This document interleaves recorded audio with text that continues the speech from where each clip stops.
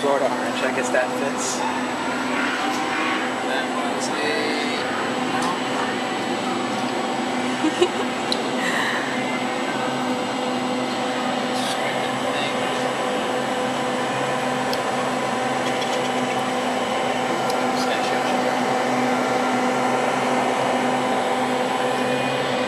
They're so brightly colored. So beautiful. Oh. See, if I could make this kind of thing, I'd totally win the county competitions. Alright, welcome.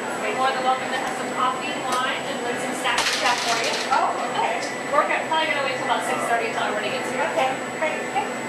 You're welcome. So they have a spot for some of those. To keep it at a good angle, that way we're not taking all the chocolate out. Yeah, you're good now. You don't really need to fill the whole thing. Just put your layer all the way down. Stainless steel. And just come all the way down this way. Like that. Put it down there. There you go. Take the chocolate off that side. Pick it up. There we go.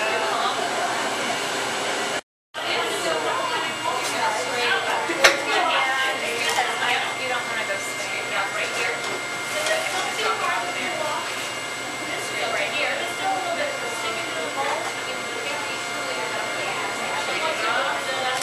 Yeah, it's identical to what you have it right now. You want to straighten that up? Alright, so right now. And you get roses. Here's my roses. Someone always does roses like that. I love the technique, but I could never do it. I've never been having to do it. Gee, I'm sorry, Gee. You don't have to worry about what you're trying to say. Yeah, that's See the door. Okay, leave that last one down, right? The marker. The whole thing of it goes. yeah. We need all this much. I mean, we're not going to individually. No. Yeah, we do one big batch for the molds that we have to do. And you guys are gonna do it. I'm not doing it. I'm gonna get. I'm not. Also, in your white color, your name on your fabric roll down. So this is our white chocolate here that we use. You want to try it? I do. It's easier to use pistol form when you're making a ganache. They usually buy, all companies usually sell it in this form, but if you have to buy it in a brick, then it's just not as fun to just break it down. It's easier if you can buy it like this, and it'll break down easier and more uniformly. It'll melt easier. And these are fun. They don't burn and they don't scorch.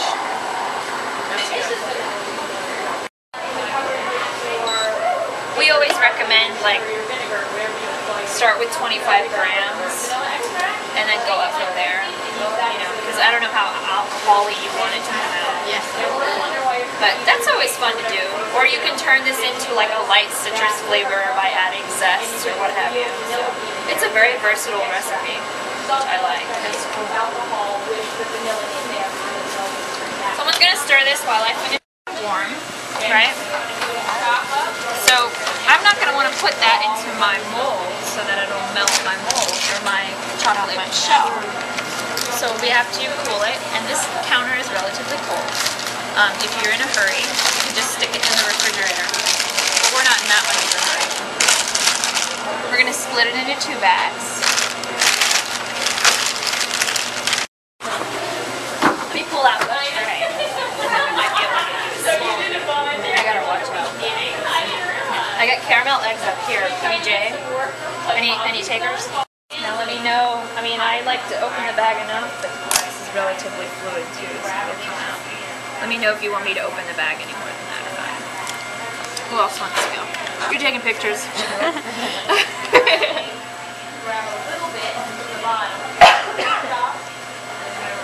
And then those of you who aren't comfortable with a bag, I can show you the way I like to pipe, or I know, I'm trying to figure out how you did it. you can go at it on your own if you'd like to, just let me know. I try and let gravity in here so you can see how everything works. I know, everyone's gonna run away now. The machines have all been pushed forward to the side. So wait. Well, I'm not responsible for your group. I'm ready for the Really, have it down there. You're supposed to gather everybody up before you. She did. I yelled. You did gather. I did gather you. Not my fault they were out there drinking. Happy chef. I know, they're like, we're so much happy we finished off that bottle. We're going to have very precarious positions with Nathan here. The machine pushed against the wall right here is a white chocolate casting machine. And on top is the vibrating table.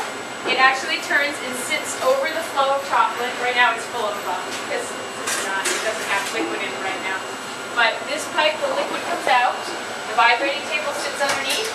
And it can vibrate. They can do about 5 molds at a time. So how you guys were tapping it on the table, they'll fill a mold, scrape it the way you guys did in 2 swipes, throw it on the vibrating table, and let it go while they fill the other 3 or 4, and then start flipping them over, scraping them, and letting them down. And they can fill both of these tables full of molds before the person picking it up and scraping it can catch up. So we do, the young lady who works on this machine, the most she casts in days, maybe 340 molds a day in white chocolate. And then I have a young lady who does the dark and milk, same machine, turns the machine from dark to milk chocolate, same thing. She'll do about 340, 350 per chocolate. So she could go up to 700 molds a day. Same thing, fills both the tables. So once the airbrushing is done, which are those big tanks back there, and I'll show you on our way over, they get pushed over to these girls who then cast all of the molds, lay them all down, get them scraped. They get fed onto a rack and pushed into the conditioning unit, which is that big silver block that's sticking out with the plastic slab in front of it. It's 60 degrees as opposed to a 40-degree refrigerator, which can make chocolate contract so fast that you don't get it as shiny, it gets too cold, it gets condensation on it. So 60 degrees is actually much more suitable for chocolate making. Slow contraction makes an even release, you don't get marks on it. They're just beautiful and they don't get too cold. So you don't get moisture, which carries bacteria, which gets sticky. Once they come out, if you want to replicate your chocolates, you need to buy a $20 refrigerator. that's not too bad. Wow. So I'll give you guys a little, I don't know if any of you have ever met Norman. Nope. And everyone always asks me if there is a Norman I've seen him on TV, so I know there is one. Yeah, there's definitely. But is that his real name, Love? Yes, it is. It's perfect for being a kid business. Yeah, he's here before we even come here, and he leaves with us every day. Wow. He doesn't take vacation, he doesn't take weekends, nothing, no matter how much I beg or push or anything. Norman was the corporate pastry chef for Ritz-Carlton for 13 years. He traveled 10 months out of the year and never saw his family, but he opened, I think it was like 52 or 53 Ritz-Carltons worldwide in the time that he was the corporate, which means every Ritz-Carlton that you go to, that pastry shop and all those standards were opened by Norman personally. His son's going there. Just press down firmly. It's only about 4 steps. Oops. Make sure to wipe your skin. Easier. Little piece of chocolate. I promise you, you won't even know that. If you do it again, you want to press down really hard. Okay, and then I wouldn't do it anymore. Are you confident with your mold? Yes, I am. Okay. Ooh. And then see, just mind the thumbs because that's what always happens.